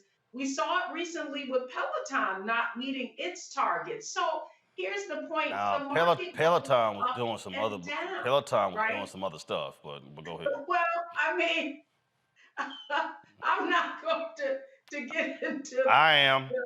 Yeah. All that stock was sold, and yeah, okay, go ahead. Well, here's the point I want to make is that particularly in investing in volatile times, most of the people watching us, if they're exposed to the stock market, it is through their employer-sponsored plans, their 401ks and their 403bs. And so one of the points that I make is like when you see the market decline this quickly, kind of did a whipsaw here lately, that leads to people having concern. And that's the point at which you really do know what your risk tolerance is, right? So I would suspect that what we're also going to see is more selling because people have saw that, thought the market only went up. Now it's going down. And so some of them are going to get scared and get out of the market. But here's what I want folks to know is most of you are investing through your retirement plans. And so every month you're putting money in. And the truth is that, in the foreseeable future, you may be buying shares at lower prices. And that's a good thing, Roland, because that's really how you win at investing, is buying more shares at lower prices so that in the long term, your money's going to grow and you wouldn't have purchased everything at a high price. Well, again, first of all, I don't spend lots of time going back and forth. Look, I don't even look at my damn 401k. I don't. It's there. Market. I don't look on. Look, it's right here on the front of my iWatch, and I don't even look at what the hell the stock market is. I just don't. Okay, and it's just, and so people. So when people start freaking out and oh my God, this is going on, and all this. What I also understand, it gets silly when people like, that's right, it's Biden's fault, we got inflation. Y'all, if something started 18 months ago and it's rearing its head today, person wasn't even in office. And so the whole deal with the supply chain is real simple. When COVID hit, guess what? There was no manufacturing going on in China, in Singapore, in Thailand, in Pakistan, and all those places. Then all of a sudden, people were sitting their ass at home with stimulus checks and all this extra money, they start buying shit. And so all of a sudden, I know, look, the little Elgato Cam Link card that we use for our cameras, them damn things were selling for $1,000 because you couldn't find any, because they weren't making them anymore because nobody was at work. So what then happened? We came out of 2020, came into 2021, people begin to come back, and guess what? The Elgato Cam Link that was selling for $1,000 in June of 2020 went back to $119 in February of 2021 because that was supply. And then we had the problem, we had the ship stuck off the coast, out there in the West Coast, they couldn't dock and all this sort of stuff. But people started freaking out on this deal, and it's sort of like, yo, breathe. But look, take a wide shot. We're supposed to have furniture, give me this camera. We're supposed to have our furniture, chairs, and everything in here. Deborah, the furniture store says it's 6 to 9 months to get furniture. Yes.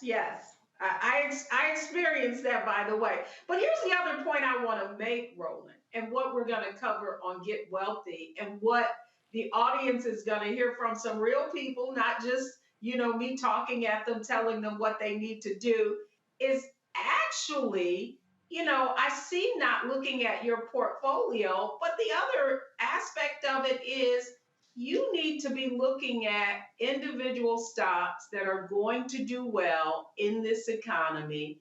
I think so it's sort of like a theme looking around the corner is what are the companies going to do well? Well, what we're seeing is the large car manufacturers are going totally electric. I mean, so what are the parts to electric cars, right? So you got to make the batteries. So what we hope to do on Get Wealthy is get people to think out of the box and stop being afraid and understand that regardless of what the economy does, there's always an opportunity to invest and make money. Well, I tell you what, all them people like I saw a story of these athletes who got paid in Bitcoin.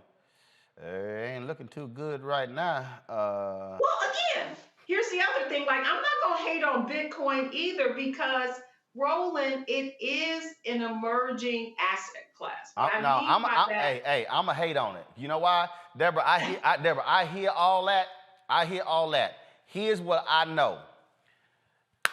If it's $100 in my hand, and you tell me about this coin, I know that $100. And that $100 in my hand can go buy me something.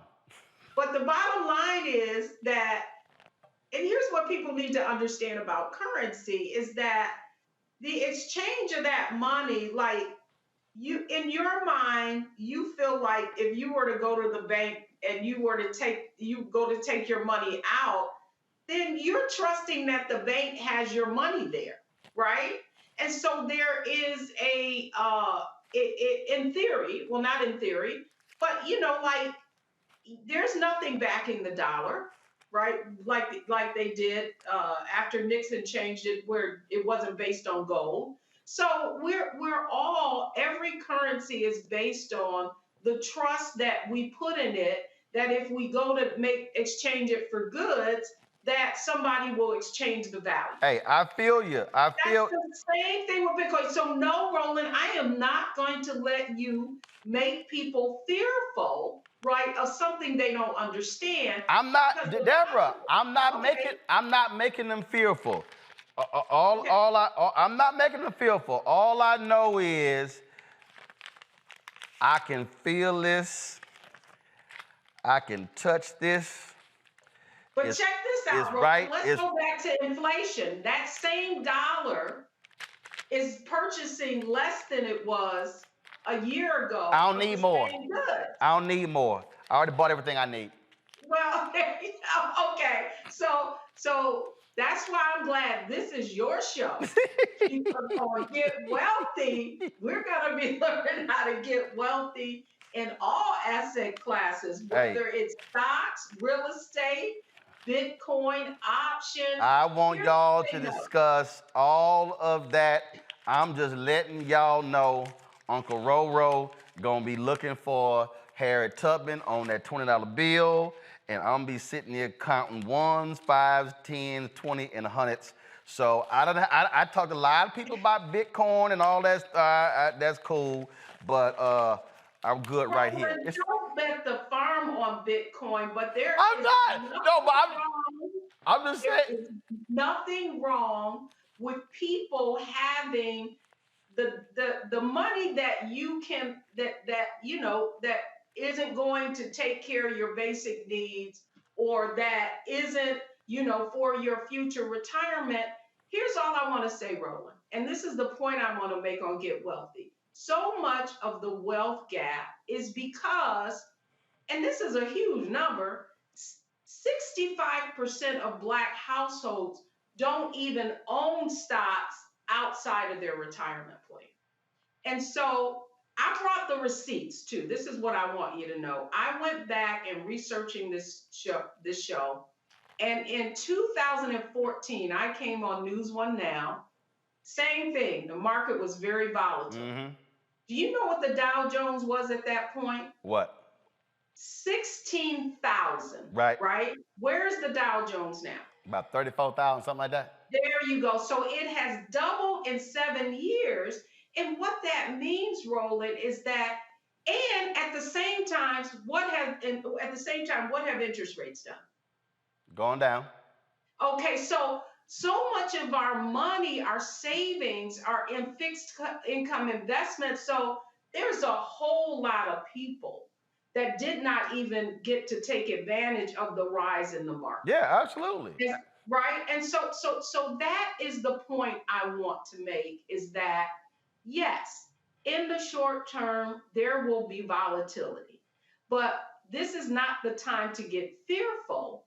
In fact, it is the time to, what we call on Get Wealthy, to have a wealth mindset and look at where the opportunities now that we finally seeing some of this the stocks decline, right? Because we haven't had a huge correction or a huge decline. So it's sort of like the market doesn't always go down. And so it's almost like it was looking for an excuse. Got it. Whether it's the Fed raising interest rates, right? Whether it's a lot of these big companies that had, I mean, if you look at Netflix, here's the only statistic I want people to know, is that if you had invested $1,000 in Netflix 10 years ago, it would be worth $51,000, right?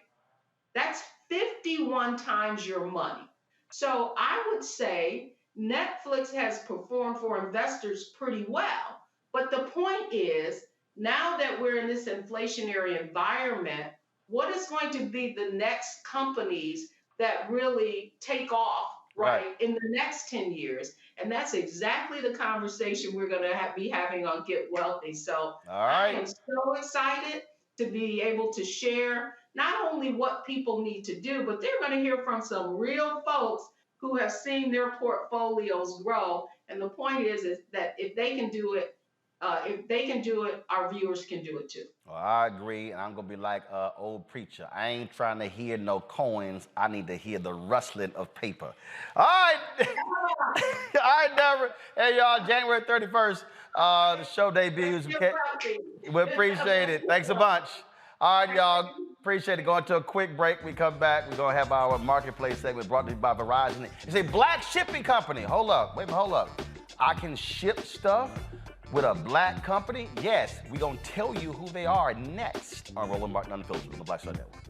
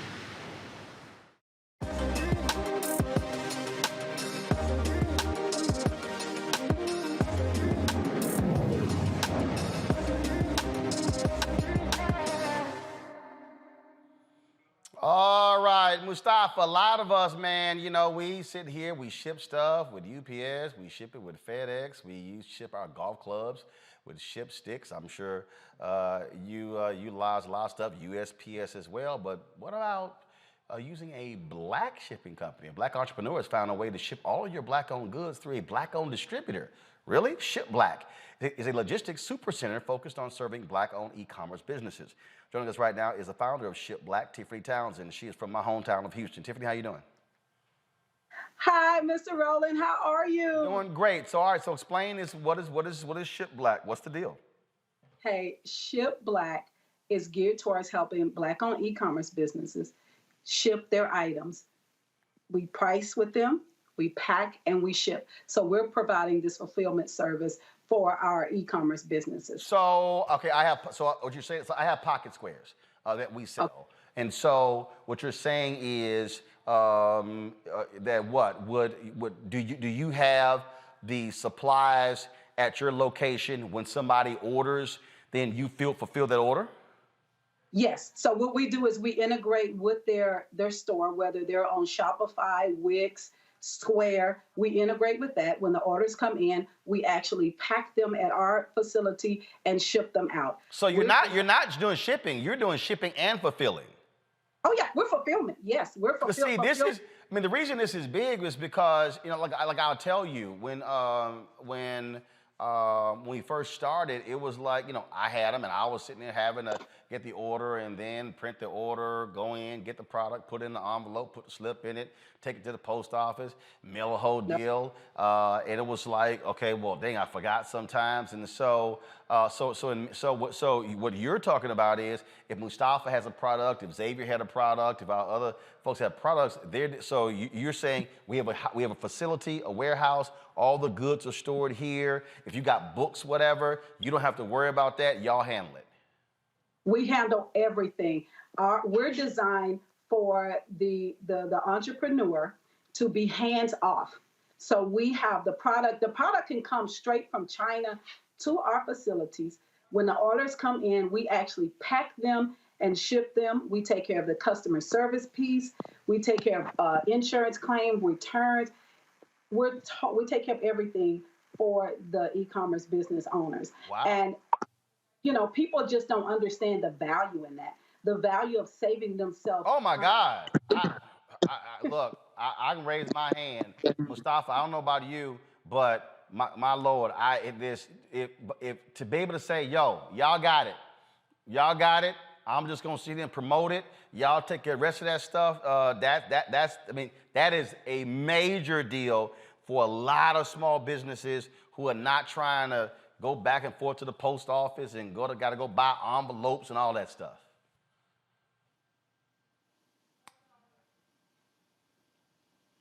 I think you're on mute. I can't hear you. What's up? Are you back? Can you hear? Now we got you. Yeah, now we got you. We got you. Mustafa, you got a question? Well, first of all, this is amazing having a one-stop shop. I remember all those products I used to have in my garage and trying to get it all moving and everything. You know, a question that many owners may have sometimes is there any products that are too large or too small for your business, or do you handle everyone in between? Right now, we're not handling things that's too large because of space restrictions, but we handle everything as small as jewelry pieces. And then we go all the way to, I think our biggest product right now, we have grills for the front of cars. So I have a vendor, he does like Cadillac grills. And so that's the biggest that we're doing right now. But we house that at our facility. Like I said, we take care of all of the packing and shipping needs. You know, when the pandemic happened, the e-commerce businesses grew over 30%. You know, Shopify put out a report, which is the #1 marketplace for e-commerce businesses, that they grew 86% from 2020 until now. But 89% of those were Black-owned businesses, mainly Black-owned women businesses. And so you have all of these individuals coming to the marketplace, but they don't actually know a lot about the packing and shipping piece. And so my background, I have 20 years of experience. I was a previous postmaster with the United States Postal Service, but I cut my teeth there. I started at the bottom and moved all the way up. And so I know all of the packing and shipping and the logistics piece. My husband brings in the transportation piece. And so that's what we have at Ship Black, but really trying to provide a service and let our Black community know that they have the same abilities as their counterparts. You know, a lot of the other businesses are growing and scaling, and we wonder, why? How are they doing that? They're doing that because they're not working. They're not cutting their own yard, okay? They're hiring somebody to do it for them. And so, you know, a lot of celebrities try to make fulfillment look glamorous. Like, oh, we got orders all over our living room. You're cutting your own yard. You're doing your own hair. You're being your own barber. You know, you're handling these things that should be outsourced by experts, and you're trying to do it yourself. In order to scale, you need to turn that over and let a professional company do it for you and handle things that way. And especially getting into large e-commerce platforms like Target, Ulta Beauty, different things. They want you to have a fulfillment center. They're not going to accept your product coming from your living room. You have to have a fulfillment center to be able to take care of certain capabilities. How do you get paid? Is it a percentage of the price of the product? How does that work? Yeah, we get paid for fulfillment. So fulfillment for each order going out. So we get paid for fulfillment and then storage. All right, then. So if folks want to reach you, how can they do so? They can reach us at shipblack.com. Follow us on Instagram. Ship Black Co. on all social media platforms. We're here to educate. We have something called Ship Black University, where if individuals don't want us to handle their products, we still can educate them on that shipping piece just to make sure that they are successful. All right, then. Well, look, we certainly appreciate it. Great job. And trust me, a lot of small business owners really would love to have Black-owned fulfillment operations. So we appreciate it. Tiffany Townsend, thanks a lot. Thank you so much, sir, for having me. Have a great night, guys. All right, thank you so very much, folks. I'm going to end on this note. The founder and publisher of the pioneering Black radio exclusive magazine, Sidney Miller, has died at the age of 89. A week after his birthday, Miller died at an Arlington, Virginia hospital from COVID complications. The one-time Capitol Records executive also was a former vice chairman of the Music Cares Board of Directors. In the 1980s, he launched the nationally syndicated radio show Hollywood Live, hosted by WBLS personality Frankie Crocker. Miller was honored at the NAACP Image Awards and sat on several boards, including the Evander Holyfield Foundation, the National Black Programmers Coalition, the New Orleans, Atlanta, and Washington, D.C. Music Commissions, and Push Rainbow Coalition. Again, Sidney Miller, dead at the age of 89. All right, folks, that is it. I want to thank Mustafa and Xavier for joining me on today's panel. Thank you so very much. Folks, I want to thank all of you for watching as well. Please support us in what we do. Tell a friend, a family member, frat brother, sorority sister, Mason, Link, Eastern Star, doesn't matter. Download our Black Star Network app. This is about us being able not to rely on other programs, other platforms, but to create our own. All the platforms, we're on all the platforms. That's right, Apple TV, Android TV, Apple phone, Android phone, Roku, Amazon Fire TV, Xbox One, Samsung Smart TV as well. And of course, if you want to join our Bring the Funk fan club, every dollar you give goes to support this show. Folks, there are multiple ways for you to give. Cash App is $RM Unfiltered. PayPal is R Martin Unfiltered. Venmo is RM Unfiltered. Zelle is Roland at RolandSMartin.com. Roland at RolandMartinUnfiltered.com. Folks, that's it. I will see you guys tomorrow right here on Roland Martin Unfiltered on the Black Star Network. Always appreciate those of you who watch and support what we do, where we keep it real, keep it honest, keep it unapologetic, and we keep it unapologetically black and, of course, unfiltered, because this is how pros do it.